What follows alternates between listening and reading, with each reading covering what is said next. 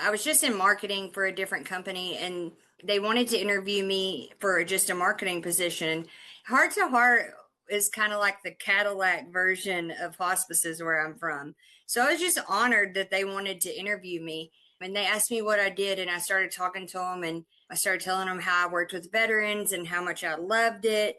And they were just so excited to hear, my passion about veterans. And it takes a lot of work to gain the trust and everything, even in the local communities, but much less on a bigger platform, to be able to work inside those VAs and things like that.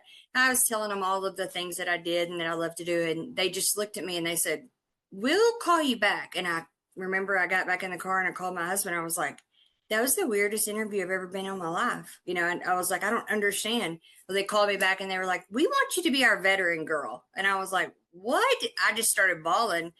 I was so excited because I loved doing that, but I was in marketing, so I had a quota over me, so I couldn't concentrate on it full time. So to be able to take the sales and marketing aspect off of it and to fully devote my attention. So for a while, I became just the East Texas veteran specialist. So it was like Longview, Tyler, all the way up to Sulphur Springs and down in those territories. And we started making some really great moves and really growing the programs.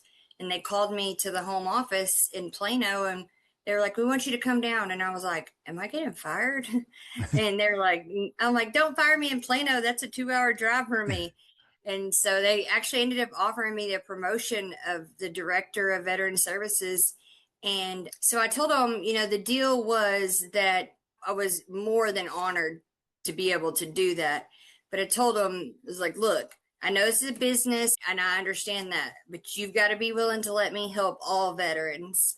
It may be a 30-year-old veteran that you can clearly see is not hospice appropriate, but if he needs help, I want to know that I can take the time to help him." And they were like, 1,000%. And so they have been on board and supportive. And from the owner, Kelly Mitchell, all the way down to everybody at the local site, just so supportive of my passion and my goals and my dreams of what I want our program to be about. And so I get to help all veterans. And I think it's the coolest thing ever.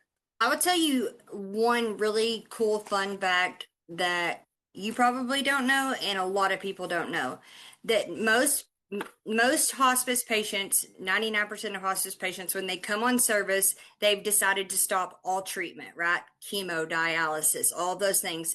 They've decided they want to no longer seek curative care. They are seeking comfort care.